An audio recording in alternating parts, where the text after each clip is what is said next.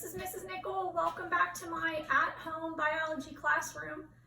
This is going to be your video for Monday, April 13th of 2020. I want to go over a couple of key points just to help you out a little bit. We're going to be having a test tomorrow on Tuesday, and even though that test is technically going to be open note and open book, based on the review sheet from right before spring break, there's definitely some people that are very confused about this stuff and could use some help. So what we're going to do is I'm going to spend a few minutes going through the stuff I have on this whiteboard next to me. If you want to pause the video for a second, grab your notes. It probably wouldn't be a bad idea to do that. So you can kind of follow along as we go. So I'm going to be talking and pointing to stuff on this big whiteboard here in just a second. So follow along with me. So basically, kind of the major ideas in this whole chapter 17 is there are a couple of different ways that you can go about classifying living things. There's really two different major systems. The one on the left is called the kingdom system. The one on the right is called the domain system. They're technically two different systems, even though in some books and in some videos that I've had you watch, they will mention that a domain is bigger than a kingdom. That's true. It is bigger. And the reason it's bigger is because it includes more organisms. The kingdom system splits all living things up into 6 different kingdoms total. The domain system looks at all living things, and instead of splitting them into 6 kingdoms or 6 large groups, it's going to split them into 3 humongous groups instead, okay? Kingdom system's older, domain system is newer. The domain system is based on evolution or based on evolutionary relationships. I want to look at the kingdom system first. This system, which is older, a guy named Carolus Linnaeus came up with this system. Sometimes it's referred to as the Linnaean system of classification. He set it up in 7 different levels. In other words, 7 different taxa or taxonomic groups. It's kind of like concentric circles in that each group fits inside the circle that's outside of it. So for example, if you start on the very outside with kingdom, that's the biggest circle because it's the biggest level, it's the biggest grouping.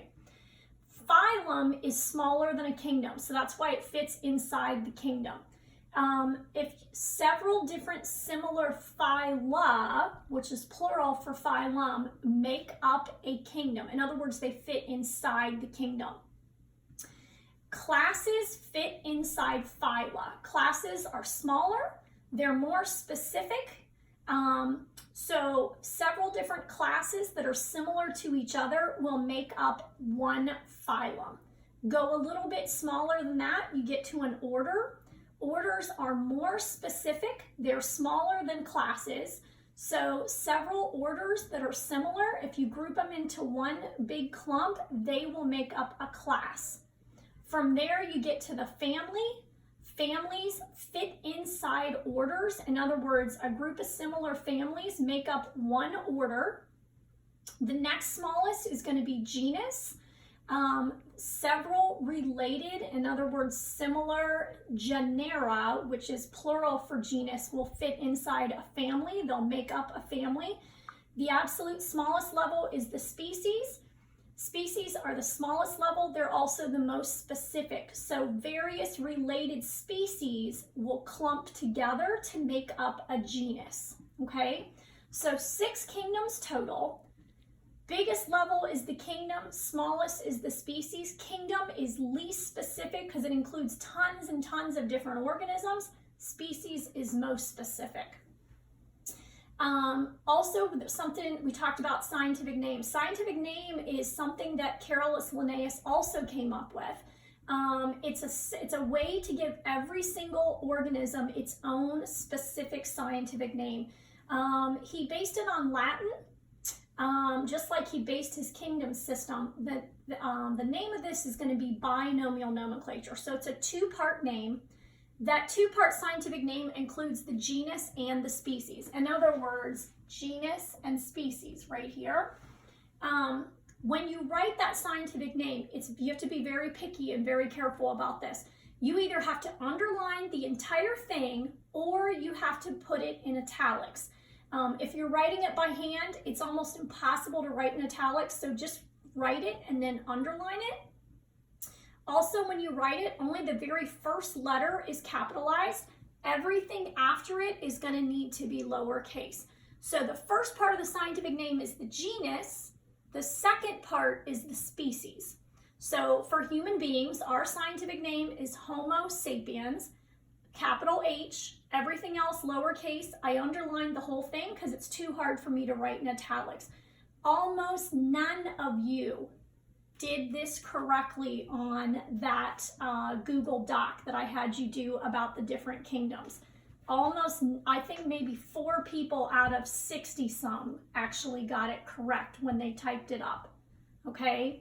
So it's got to be underlined or it's got to be written in italics. I will be very picky about that on the test.